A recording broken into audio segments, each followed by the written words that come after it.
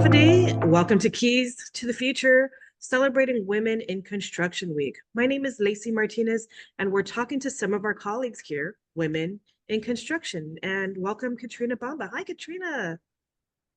Hi, Lucy. Thank you so much for joining us. And first of all, could you tell us what you do here? What's your position? And what do you kind of do on a daily basis? So I am a project coordinator, and it is literally what, a coordinator does. Um, I ensure that the team on field gets enough support, ensure that they get their materials, and basically that they have enough resources to make sure that the project goes as anticipated. And, at the end of it, make sure that the client's happy. Like, Does that mean that you're on the field as well as like in the office? yeah. So a lot of the times when I do go on the field, it's to talk face to face with clients because it's a lot easier to, relate to them when, like versus emails and, messages. And I feel like half the time when I do go out on the field in comparison to, sitting in an office, emailing and messaging, more work gets done and in a more efficient way. Um, but being on the field also has its challenges because then once they see you, they're like, hey, that's the project coordinator. Let's all, bombard her with all of our issues because she's the person who's going to be dispersing all this information. And it does get overwhelming, especially as a female. And you have all these guys coming at you thinking you don't know what you're doing. But, it's just half the time you have to just be very firm and confident in your words and ensuring that things do go as you say it would. um Other than that, like, I enjoy being on the field because I get to see the progress that I've been helping coordinate. Uh yeah. All right. Well, why don't you also tell us a little bit about yourself? How did you get into this industry? So initially I was studying architectural design. I like buildings, I like structural things. And I basically got with the company to get some experience on the field. I was not expecting to do actual project management. I had no idea what it was even about. But when I got into it, it kind of came naturally. Like a lot of the times you don't understand like the terminology that they're using. So maybe it's just me, but being on the field and being hands on, it's like right when you see what they're trying to explain, whether you understood the lingo or not, you're like, okay, I see what your issue is here. Let me try and address that.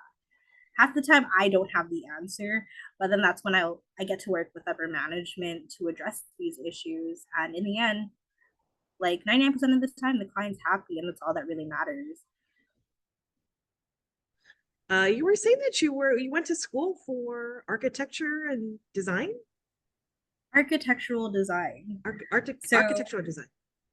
yeah, so basically it's just, designing buildings and stuff. The fun stuff, not the math stuff. Being honest, I like sometimes I do not like the math, and a lot of math goes into construction. But you learn along the way.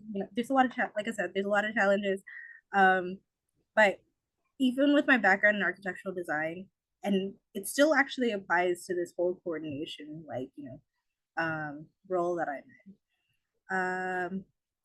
So basically, I get to learn how buildings go from the ground up, from like the excavation all the way up to civil to just a bunch, a lot. That's all I can say. Um, but I still do. I enjoy it, and I feel like it still applies to this whole architectural design. And I'm hoping that I can still pursue that degree after I get over and done with these projects. Okay, so I'm going to hit you with a softer question. Um, Yes, please. at the end of the day, when you go home, what are you most proud of?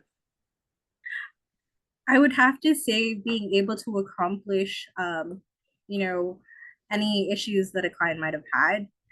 And it's not easy, but when you have like team players out on the field that can help you address these issues, it's great. you make a lot of connections out on the field, like not just work wise, like you meet different backgrounds, different personalities. And like honestly, even with the male dominated industry, a lot of them are willing to work with you if you get on the same like level with them and understand where they're coming from. And I get that it could be hard for females because we're a little bit softer, but what I learned is never take anything personal in construction because it will destroy you. But like with a lot of these projects, everything is written in like your contracts and stuff for you to understand and kind of just go by it. Otherwise, yeah, I feel like it's just a very demanding industry. Let's put it that way, right? But a lot of like blood, sweat, and tears, I would say, goes into it. And at the end of the day, it feels worth it because then you have a sense of accomplishment. I guess that's the biggest takeaway. Like just the accomplishment, whether it was big or small, or I was able to get like equipment that was not available and get it onto site and be like, hey, now we can do our work. Right. I think you're often working on projects that are hundreds of thousands of dollars, multi-million sometimes. And you're kind of Mm-hmm. that cog that helps put stuff together. I guess you could say that, yeah. Because sometimes, like with communication is a big deal in construction because it's not just about the shop drawings, it's not just about, the specs or the contracts. It's, working with one another, working with subcons and ensuring that we all are going towards the same goal. And sometimes you work like side by side with them, and without proper coordination or communication, everything can go sideways, and we don't want that. And you were mentioning about working with men, and of course, this is a male-dominated field.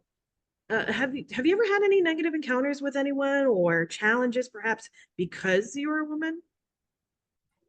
So I would have to say it's I haven't really encountered anything that's too ridiculous, but I feel like it's because I've already like seen how people are on the field, like how everyone's kind of just loud and very like, what's the word for it? I don't know what the word for it is. Like without sounding mean. Well, I mean, everyone's kind of like dominant, right? You have to have a not a dominant personality, but you need to be, you use the word firm earlier, assertive. Mm-hmm. Ooh, assertive. Sounds very aggressive because you know how males are. They're like, yeah, they're very aggressive when they talk, like when they talk to females, especially in in an industry that they're very like dominant in, basically. So when you see a girl on the field, it's like, what are you even doing here? And like, I mean, I get like, I don't know if it's because they mean to yell at me or it's just because it's loud, but a lot of the times I do get like the guys just yelling. But how do you say don't take it personally, but still think about it, but don't take it to heart. There, do not take it to heart because otherwise everything will come off offensive. A lot of the times it's like you'll learn something from it. There's always a takeaway. It's nothing against you. It's just it's a learning experience. Whether you're familiar with the field or whatever you're working in, it's just take everything as a learning opportunity is what I'm taking away from this whole thing. Um, Leading into my next question, you architectural design. How were you how did you come up with that career goal in mind, and how could we get more women into this field? Do you think that we could make changes? Like, was it something that you saw in school or something, or I don't know, was it on TV? That was exposure? Like, what do you think we need to try to bring more women into this field to kind of balance it? I mean, well, I got into like this whole architectural design thing because I just had this thing for structures. And when people think architecture, they just think buildings, right? And really, it's not about that. It's um, explain it. I just appreciate the hard work that goes into creating something, and everything that is built has intentions, right? And like, for example, right now with the whole like military buildup, I mean, I get it, a lot of people are against it, but at the same time, it's serving a purpose. There is intention to it, whether it's good or bad. Um,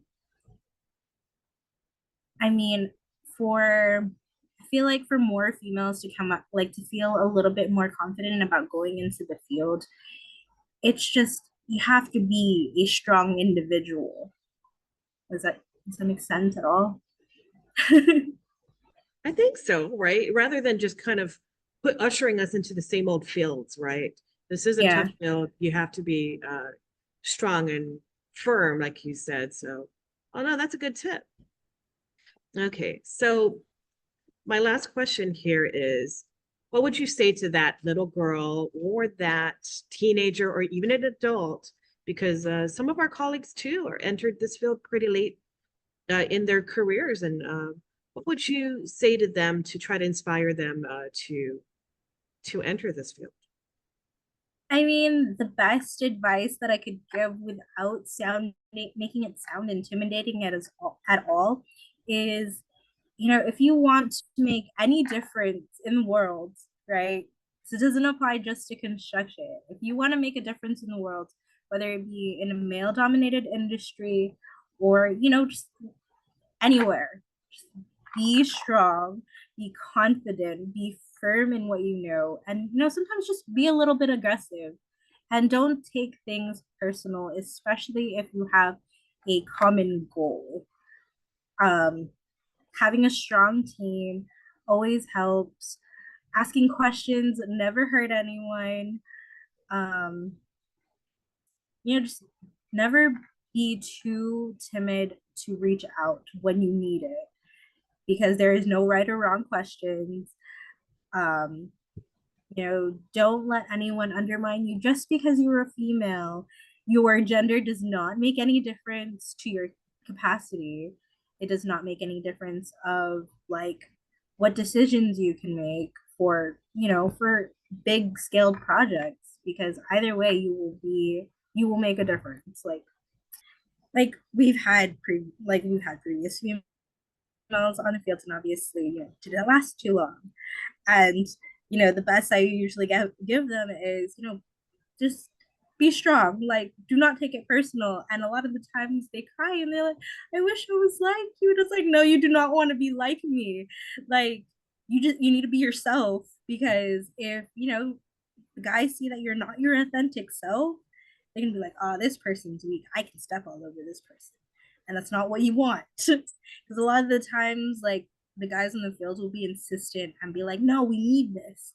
And it's because they think you don't know what you're talking about. And it's like, if you tell them like, no, like, I'm very sure and confident that, this is what's needed to get this project going, like, and they see that you actually know what you're doing, they believe in you more, and they'll work better with you rather than against you.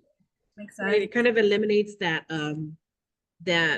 thought that, oh, you're just a girl. Then you Yeah. become their equal, right? Yeah. Yeah, exactly. You're breaking stereotypes. You are, and it doesn't even matter. You're here, you're working, and thanks so much for talking with me today, Katrina. I really appreciate it. Thank you for having All me. right. This has been Keys to the Future. I'm Lacee Martinez. Thank you so much.